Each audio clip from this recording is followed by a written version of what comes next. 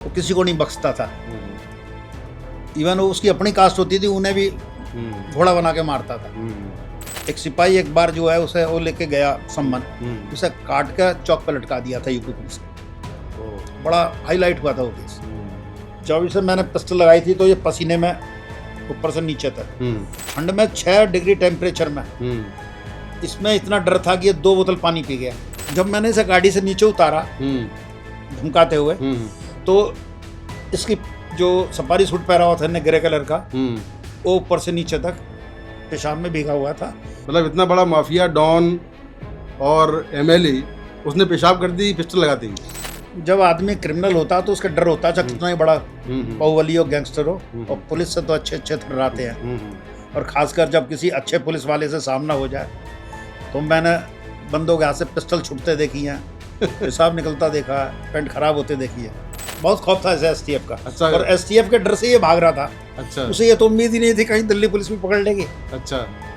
क्योंकि वांटेड तो यूपी में था, पूरा कोर्ट भरा हुआ था इसे देखने के लिए, नाम था इसका।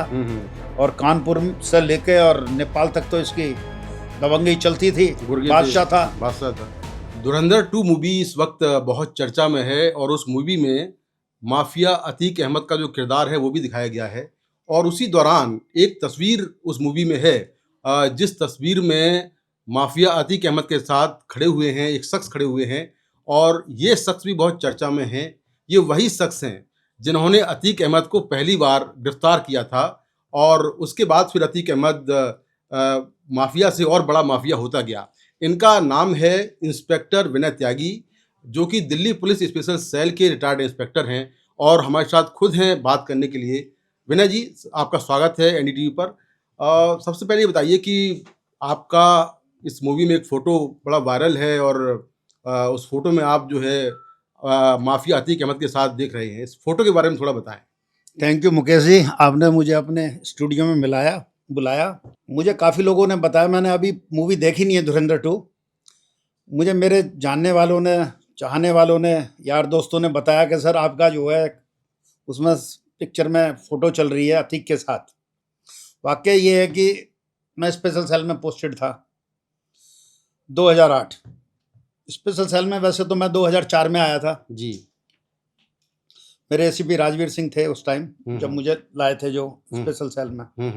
एनडीआर लोधी कॉलोनी में पोस्टेड था। तो ये वाकया 2008 का 31 जनवरी 2008 को एक इनपुट पे इसे हमने अरेस्ट किया था।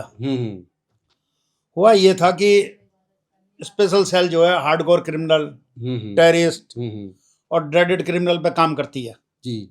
और हाई प्रोफाइल केसेस होते हैं वहाँ। तो हम भी किसी गैंग पे, हार्डकोर क्रिमिनल गैंग पे काम कर रहे थे। तो उसी दौरान हमें एक कॉल सुनी, और कॉल में अतीक था। जब हमें पता चला कि अतीक कॉल पे है, तो हमने वो क्या अतीक की आवाज़ थी उस कॉल में? अतीक की आवाज़ थी। आपने पहचाना कि अतीक की आवाज़ है? क्योंकि अगले वाले ने नाम लिया अतीक भाई। अच्छा। तो अतीक भाई तो एक ही थे उस टाइम। अच्छा। पूरे हिंदुस्तान में जो चर्चाओं का विषय था जी। तो हमने फिर सीनियर अफसरों को बताई अपनी को कि सर ऐसे ऐसे इंफॉर्मेशन है। फिर हमने पूरा डीप इन्वेस्टिगेशन की, पूरा डिटेल कलेक्ट की। पता चला कि ये अतीक अहमद है जो सिटिंग एमपी है फूलपुर इलाहाबाद से। अच्छा। और इससे पहले 5 बार एमएलए रहे, 3 बार अपना दल पार्टी से और 2 बार सपा से, और दबंग और बाहुबली थे। तो इन्होंने, एक एमएलए थे राजू पाल, उनका मर्डर कर दिया था दिन दिहाड़े मेडिकल चौक पे। बहुत बुरी तरह मारा था उनको। हाँ, बहुत गोली चलाई थी। हुआ ये था कि ये जब एमएलए से एमपी बने तो सीट खाली हो गई थी। तो सीट खाली हुई तो उस सीट पे जो है इन्होंने अपना भाई खड़ा किया अपनी जगह। उधर दूसरी पार्टी ने राजू पाल को खड़ा किया। राजू पाल बहुत बहुमत से जीत गए। तो इन्हें ये लगा कि ये मेरे जो है, जो एक इमेज है उसे चैलेंज कर रहे हैं, हर्ट कर रहे हैं ईगो को। तो ये उस खुंदक में बहुत ज़्यादा हर्ट हुए। हर्ट होने के बावजूद इन्होंने क्या किया कि मारने की प्लानिंग कर ली कि इसे मारना जब भी मौका मिलेगा। जब राजूपाल कहीं जा रहे थे दिन दहाड़े, तो उन्हें मेडिकल चौक पे इलाहाबाद में घेर लिया और उन पे अनगिनत गोलियां बरसाई। अच्छा। गोलियां बरसाने के बाद उनकी डेड बॉडी बताते हैं कि 2 घंटे तक वहां पड़ी रही चौक पे, कोई एम्बुलेंस कोई कुछ नहीं आई। जब उसे हॉस्पिटल ले गए, फिर इसने अपने शूटर वहां भी भेजे ये कंफर्म करने के लिए कि कहीं इसमें सांस तो नहीं चल रही, वहां भी गोलियां मारी। तो मुझे याद पड़ रहा शायद 55 या 60 गोली उसके शरीर में। उसका चेहरा ऐसा बिगाड़ दिया था कि जैसे पहचान में नहीं है।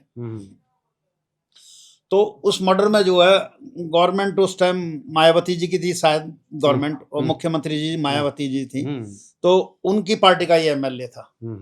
फिर इस पे यूपीएसटीएफ ने काम किया, 2 लाख का इनाम अनाउंस किया। फिर उस टाइम गवर्नमेंट ने इसके पीछे पड़ गई थी, तो मैंने सुना था और पढ़ा भी था उस दौरान कि इलाहाबाद में इसका एक होटल था 3 स्टार, वो भी डिमोलिश कर दिया, काफी प्रॉपर्टी सीज कर ली थी और ये एब्सकॉन्ड करता रहा। जब एब्सकॉन्ड करता रहा तो ये जामा मस्जिद ठहरा, इसका हाइड आउट था। मीरा बाग, मीरा रोड था मुंबई में। फिर वहां से ये परवाना रोड पीतमपुरा में आ गया। अच्छा। गालिब अपार्टमेंट। अच्छा। तो इसके दिल्ली में बहुत यार दोस्त थे। तो गालिब अपार्टमेंट वो एक प्रोफेसर साहब का अपार्टमेंट था, रूम था, वो मतलब हाउस था जी। उसमें इसने ठहरा हुआ था। तो हमने टीम बनाई, टीम बना के वहाँ ट्रैप लगाया। मतलब आपने कॉल सुनी पहली? हाँ। कॉल सुनने बाद आपकी टीम बनी? हाँ, उसने गाड़ी मंगाई थी। ये क्या करता था, जब जाता था उतरने के बाद गाड़ी को भेज देता था। अच्छा। और अपने बंदों को। कारण कि गाड़ी कोई आइडेंटिफाई नहीं करे, गाड़ी नहीं होगी तो पता ही नहीं चलेगा मैं कौन से घर में हूँ, कहाँ हूँ, और गाड़ी होगी तो पता चल जाएगा भाई बंदा आसपास है। तो जो बातचीत जो कर रहा था ये फोन पे जो आपने सुना था, उस बातचीत में क्या बातचीत हो रही थी? बातचीत में तो उस दिन ये था कि भी इतने बजे गाड़ी ले आना, चलेंगे। अच्छा, ठीक, कहीं जाना था इन्हें। ठीक है। तो ड्राइवर इनका गाड़ी लेके आया, गाड़ी लगी, हम वॉच करते रहे। पहले हमने सोचा कि इसे अंदर ही पकड़ते हैं जैसे ये गाड़ी के पास आएगा। फिर हमारे दिमाग में ये आया कि भाई गैंगस्टर है और इसके लड़के भी आसपास कहीं होंगे अपार्टमेंट में, जरूरी नहीं कि उसी घर में वो आसपास, और वेपन होंगे तो शूट आउट हो सकता है। तो वहाँ कॉलोनी में कहीं इनोसेंट सिटीजनों को ना लग जाए। वहाँ छोटे छोटे बच्चे उस दिन क्रिकेट खेल रहे थे। अच्छा। शायद उस दिन सैटरडे या संडे था, कोई छुट्टी का दिन था जो मुझे याद पड़ रहा है। उस दिन 6 डिग्री टेम्परेचर था दिल्ली में, सर्दी बहुत थी। हाँ। तो जैसे ही ये गाड़ी में बैठ के 15-20 मीटर चला, हमने वैगन आर लगा दी। 3 गाड़ी थी हम पे, हमारी टीम पूरी थी। हम पे तमाम हथियार थे, AK-47 और मेरे पे ग्लॉक थी, ग्लॉक पिस्टल। हाँ। मैंने इसकी गाड़ी होंडा सिटी गाड़ी के आगे, होंडा सिटी गाड़ी का नंबर था DL3C AA1025, गोल्डन कलर की होंडा सिटी थी। आपको गाड़ी का नंबर अभी तक याद है? मुझे सब कुछ याद है, मुझे सब कुछ याद है उसका। अच्छा। मैं ऐसे केस भूलता नहीं जी, क्योंकि मेरी मेमोरी बड़ी शार्प है। वो तो ये जब बैठ के चला, जब हमने गाड़ी लगाई तो ये कंडक्टर सीट पे बैठा हुआ था। मैं एकदम उतरा और उतर के मैंने अपनी पिस्टल कॉक करके इसकी कनपटी पे लगाई। अच्छा। और इशारा किया नीचे उतरने का। तो इसने हाथ ऊपर कर दिए और बोला अरेस्ट है। मैंने सर अपना आई कार्ड दिखाया, अपना नाम बताया, लेकिन ये इतना टेरराइज हो गया था कि UPSTF तो नहीं गई। मैंने अपना नाम भी बताया, मेरा नाम ये है और मैं स्पेशल सेल दिल्ली पुलिस से हूँ। तो ये बाद में पता चला कि सर मैंने जो है सिर्फ पुलिस पढ़ा। तो जब मेरी गाड़ी में बिठाया इसे, मैंने गाड़ी में बिठाने के बाद इसे हम लोधी कॉलोनी ले गए। तो मेरी गाड़ी में हमेशा 2 बॉटल पानी रहता हर टाइम। तो उस ठंड में 6 डिग्री टेम्परेचर में इसमें इतना डर था कि ये 2 बोतल पानी पी गया। अच्छा। हाँ, ठंड में, सर्दी ठंड में। और जब इसे मैंने पिस्टल लगाई थी तो ये पसीने में ऊपर से नीचे था। तो हुआ क्या कि जब मैं इसे कहा कि नीचे आ जाए, ये उतर नहीं रहा था। ये बोला आप अपनी गाड़ी आगे रख लो, पीछे रख लो और मैं अपनी गाड़ी में जाऊंगा। हमने कहा नहीं नीचे उतरो, धमकाया। तो उतरने का ना उतरने का कारण सुनकर मुझे हंसी भी छूटी। जब मैंने इसे गाड़ी से नीचे उतारा धमकाते हुए, तो इसकी जो सफारी सूट पहना हुआ था ग्रे कलर का, वो ऊपर से नीचे तक पेशाब में भीगा हुआ था। और जो इसकी सीट थी गोल्डन कलर की, लेदर की, वो पूरी भीगी पड़ी थी। मतलब इतना बड़ा माफिया डॉन और MLA उसने पेशाब कर दी पिस्टल लगाते ही। मुकेश जी, क्या जब मौत दिखती है ना आदमी को तो बड़े बड़ों के पेशाब निकल जाते हैं। और मैंने अपनी 37 साल की नौकरी में बड़े बड़े काम किए हैं, बड़े बड़े गैंगस्टर पकड़े हैं। मैंने पैंट गीली और पैंट खराब होते देखी हैं। मतलब इतना बड़ा नाम था यूपी में इसका, और एक तरह से पूर्वांचल का तो पूरा डॉन ही था उस जमाने में। डॉन था। उस एसटीएफ का ऐसा खौफ था कि एसटीएफ से देर सवेर निपटाएगी। बहुत खौफ था एसटीएफ का। अच्छा। और एसटीएफ के डर से ये भाग रहा था। अच्छा। उसे ये तो उम्मीद ही नहीं थी कहीं दिल्ली पुलिस भी पकड़ लेगी। अच्छा। क्योंकि वांटेड तो यूपी में था। तो जब इसको पकड़ा तो इसने कोई फोन नहीं कराया आपको, या बोला नहीं कि मैं एमएलए हूँ? नहीं, वो हमें पता भी था। उसने छुटते ही उसके गाड़ी पे लगा हुआ था स्टिकर मेंबर ऑफ पार्लियामेंट का। हमें सब पता था क्योंकि हम पूरी होमवर्क करके गए थे, और किसी भी काम पे जाते हैं तो होमवर्क पूरा करके जाते हैं। तो इसके दिमाग में था तो, लेकिन हमने मौका नहीं दिया। इसके मोबाइल वगैरह सब सीज कर लिए थे। अच्छा। पूरी तलाशी वलाशी लेकर कि कहीं वेपन शपन तो नहीं है, तो सीज कर लिया था सारी चीजें। तो हमने मौका नहीं दिया। अच्छा। तो फिर लोधी कॉलोनी गए। जब लोधी कॉलोनी गए तो गेट पे इसने जब पढ़ा PS Lodhi colony, police station Lodhi colony और स्पेशल सेल का जो रास्ता, तो इसने लंबी सी सांस ली और बोला त्यागी जी अब मैं सेफ कस्टडी में हूँ। अच्छा। उसे ये था कि अब स्पेशल सेल है, ये एसटीएफ नहीं है।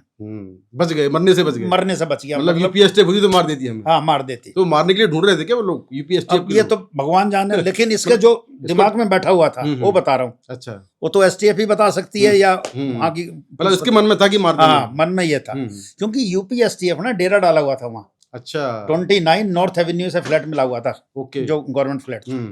ओके। कि कभी ना देर सवेर तो एमपी साहब आएंगे। तो जब आदमी क्रिमिनल होता तो उसका डर होता, चाहे कितना ही बड़ा बाहुबली हो, गैंगस्टर हो, और पुलिस से तो अच्छे अच्छे थर्राते हैं। और खासकर जब किसी अच्छे पुलिस वाले से सामना हो जाए, तो मैंने बंदों के हाथ से पिस्टल छूटते देखी है, पेशाब निकलता देखा है, पेंट खराब होते देखी है।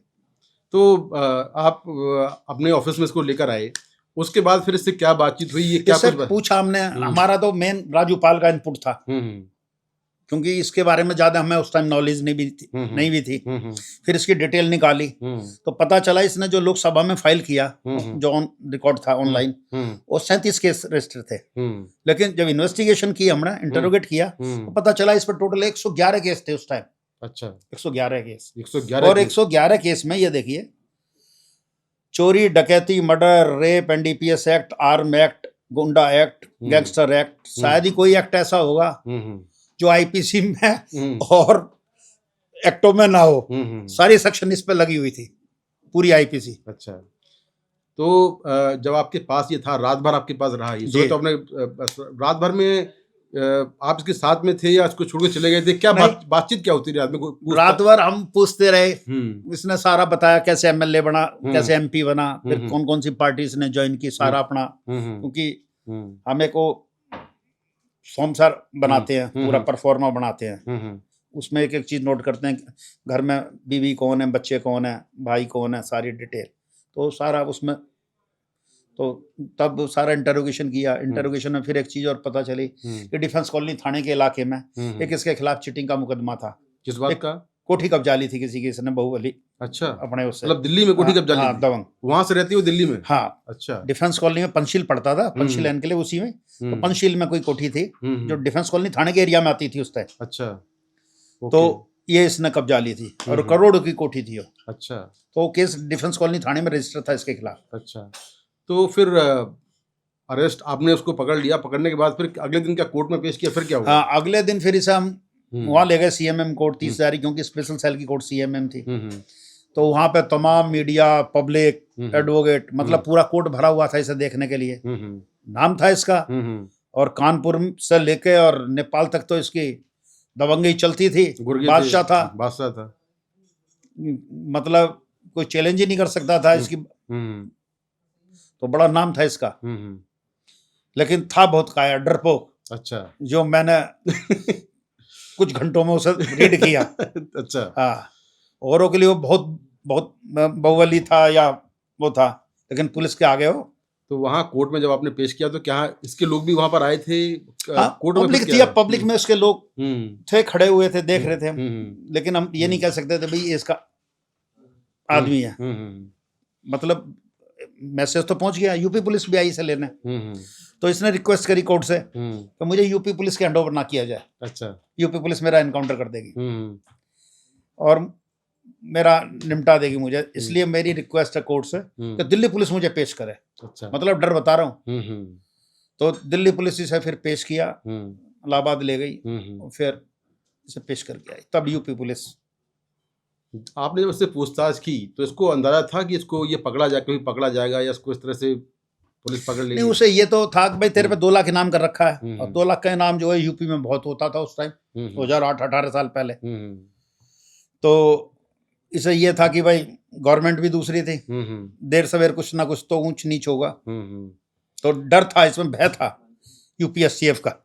जिस मकान में ये छुपा हुआ था, जहाँ से निकला, उस मकान के असली किराए पे लिया हुआ था, वहाँ कैसे पहुंचा ये उस मकान में? कोई इसके नॉन थे, अच्छा, जानकार थे इसके? हाँ, अच्छा, अच्छा, कोई दिल्ली यूनिवर्सिटी में प्रोफेसर थे, अच्छा, इसके कहीं टच में थे वो। अच्छा, अच्छा। हाँ। तो आमतौर पर जो इस तरह के गैंगस्टर होते हैं बड़े बड़े, वो जब निकलते हैं या जाते हैं तो उनके साथ में गुर्गे बहुत सारे रहते हैं, बिल्कुल। पीछे गाड़ियां भी होती हैं, लेकिन एक सिंगल गाड़ी और केवल 2 लोग थे उसमें, ऐसा क्यों? देखो, ऐसा इसलिए कि किसी कोई आइडेंटिफाई ना करे। अब मैं जाऊंगा, मेरे साथ 10 गाड़ी चलेंगी, तो पूछेंगे यार ये बड़ी क्राउड जा रही है, बड़ी गाड़ी होगा, लश्कर जा रहा है, कौन है? तो कहीं ना कहीं पता चलेगा कि भाई फला जा रहा है। तो जो चालाक क्रिमिनल होते हैं वो क्या करते हैं कि अकेले चलते हैं, जैसे श्री प्रकाश शुक्ला का सुना होगा, या बबलू श्रीवास्तव, वो अकेले चलते थे। उनके जो गुर्गे शुर्गे होते थे वो आगे पीछे होते थे, दूर होते थे, ये नहीं कि एकदम साथ चलें। एक और बात है कि काफी सीक्रेसी इसने बरती हुई थी, जैसे श्री प्रकाश शुक्ला भी मारा गया अपनी गर्लफ्रेंड के चक्कर में, तो इसका कोई वुमेन एंगल था क्या? हाँ, yes, he was a great womaniser. अच्छा, ये हमें उस टाइम पता चला। अच्छा, रंगील मिजाज के थे। अच्छा, ठीक है भाई, बहुत अच्छा, ही रंगील मिजाज के। अच्छा, और अभी मैंने एपिसोड में सुना, वो उसमें मीडिया में पढ़ा, कहीं न्यूज़पेपर में कहा, वो एक वो था वहाँ पे मदरसा, बच्चियों का रेप वेप का अभी पढ़ा मैंने लेटेस्ट में। तो ये तो मुझे आइडिया था कि वुमेनाइजर है, क्योंकि उस टाइम पता चल गया हमें। पूछताछ भी की होगी आपने इसको लेके? कई पता चला बस। तो अब ये अब पता चला, जो मीडिया में काफी उछाल हुआ है, जब पिक्चर आई है तो इसका पता चला कि भाई इसके नेपाल में भी रिलेशन थे। वो तो हमें ही पता था कि रिलेशन है, लेकिन उस टाइम हम जो है पर्टिकुलर उस पर बात कर रहे थे, राजूपाल पे। और उस टाइम क्योंकि इसने हो सकता है कि भाई एमपी था, तो हम एक लिमिटेड पूछताछ कर सकते थे, उससे बाहर नहीं। फिर ये एंगल हमारे उसमें भी नहीं आया उस टाइम, क्योंकि इस एंगल पे कभी हमने बात ही नहीं करी। हमारा तो सिर्फ एक ये था कि राजूपाल में मर्डर में ये 2 लाख का इनाम ही है, पकड़ लिया हमने। कितना चैलेंजिंग था ये पूरा ऑपरेशन, क्योंकि एक बड़ा गैंगस्टर था, साथ में सिटिंग एमपी भी था, और ये आपके पास इनपुट था ही कि इसके पास वेपन हो सकते हैं और वहाँ पर एनकाउंटर या शूटआउट हो सकता है। तो कितना चैलेंजिंग था इसको पकड़ना उस वक्त, खासतौर पे जब एक रिहायशी इलाका हो जहाँ बच्चे खेल रहे हो, तो कितना चैलेंजिंग तो हर ऑपरेशन होता है, खासकर ऐसे गैंगस्टर, और उसमें एमपी, सिटिंग एमपी हो और गैंगस्टर हो, तो हमें हर एस्पेक्ट देखे जाते हैं, ठीक है ना। अब हमें पता कि हम पकड़ने जा रहे हैं तो शूट आउट भी हो सकता है। तो पहले हमने सोचा कि कॉलोनी के अंदर पकड़ेंगे, लेकिन फिर हमें लगा कि अगर हम इसे गाड़ी से बाहर पकड़ेंगे, इसके बंदे आसपास हो सकते हैं, तो फायर खोलें तो यहाँ जो वहाँ के रेजिडेंट हैं, कोई दूध लेने जा रहा होगा या कहीं घूमने जा रहा होगा कहीं। फिर बच्चे क्रिकेट खेल रहे थे उस दिन, छोटे छोटे बच्चे, क्योंकि छुट्टी का दिन था उस दिन, सैटरडे या संडे, मुझे याद पड़ रहा।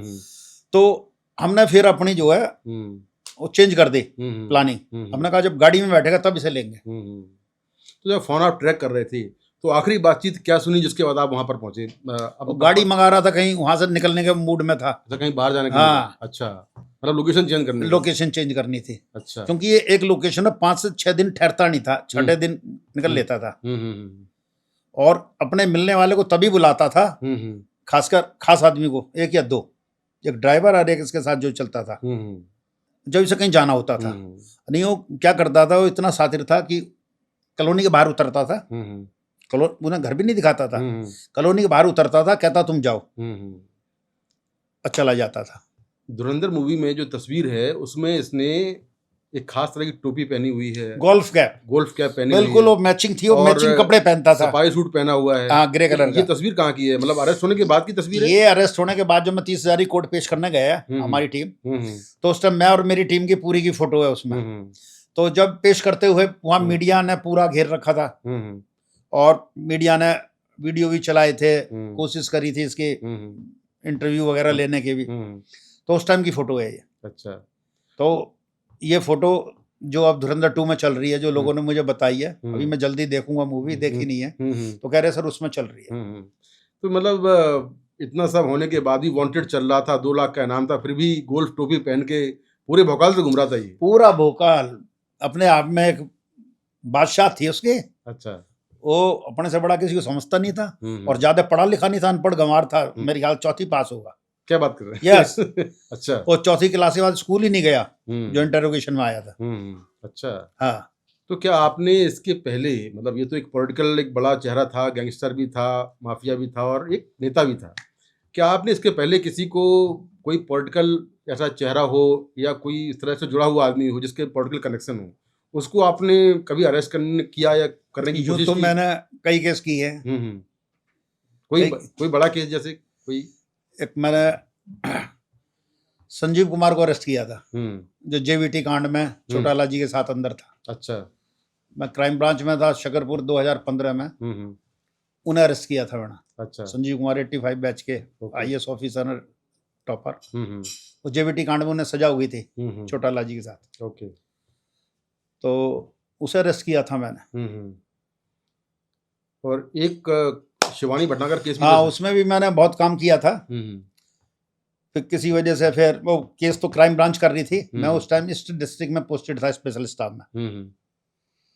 तो उस पर बहुत काम किया मैंने, और हमारे कमिश्नर साहब थे अजय राज शर्मा जी। तो उस टाइम मैं अपने सीनियर अफसरों के साथ मिला भी था। तो कोई मुश्किल आई थी उस केस में? हाँ, उसमें थे कोई बहुत बिग शॉट, मतलब जिन्होंने मुझे अपने PS के थ्रू फोन करा, फिर खुद मुझे फोन पे। अच्छा, मतलब कौन बिग शॉट, कौन थे? मैं नाम बताइए, थोड़ा प्रोफाइल क्या था? मिनिस्टर थे। अच्छा, मंत्री थे। मंत्री थे। तो क्या बोला उन्होंने? क्या कह रहे थे कि मतलब हट जाइए इस केस से, या बस उन्होंने मतलब बड़े पोलाइटली ढंग से धमकाया। त्यागी जी, आप पंडित हैं, मैं भी पंडित हूँ, और आप जो है ना, हट जाइए। नहीं, हाँ, ये हमारे आदमी हैं। अच्छा। और आपको हम बहुत बड़ा बेनिफिट दे सकते हैं। अच्छा अच्छा अच्छा। ठीक है सर, मैंने कहा जी एविडेंस होगी तो आगे बढ़ूंगा, नहीं होगी तो सर मैं अब उस टाइम मैं कर क्या सकता था, क्योंकि सब इंस्पेक्टर था। लेकिन मैं उसमें जो कर सकता था करा। फिर उसमें मेरे खिलाफ कई रिट भी लगी। अच्छा अच्छा। दिल्ली हाई कोर्ट लगी, चंडीगढ़ लगी, फिर झेला बहुत मैंने। तो एक आखिरी सवाल मेरा ये है कि आपने अतीक अहमद को पहली बार गिरफ्तार किया, और उसके इतने सालों बाद जो है एक बार फिर ये आप चर्चा में हैं, वो तस्वीर दोबारा से वायरल हुई, और धुरंधर मूवी में भी वो तस्वीर है। इसी बीच जो अतीक अहमद है वो मारा भी गया है, कई लोग उसके एनकाउंटर में भी सवाल खड़े कर रहे हैं, तो आपकी क्या सोच है इसको लेकर? नहीं, एनकाउंटर में सवाल खड़ा ही नहीं होना चाहिए। वो कोई फ्रीडम फाइटर तो था नहीं, या कोई देवता नहीं था। उसने पता नहीं कितने लोगों के घर उजाड़े, कितनों की प्रॉपर्टी। उसके लिए तो मतलब किसी भी कास्ट का आदमी हो, वो किसी को नहीं बख्शता था। इवन वो उसकी अपनी कास्ट होती थी, उन्हें भी घोड़ा बना के मारता था। एक सिपाही एक बार जो है उसे वो लेके गया सम्मन, उसे काट के चौक पे लटका दिया था यूपी पुलिस के को। बड़ा हाईलाइट हुआ था वो केस।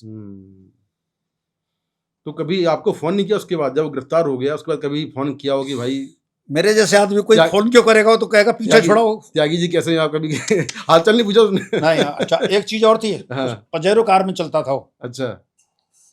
पजेरो कार में उसमें उस टाइम 3 पजेरो कार थी। अच्छा।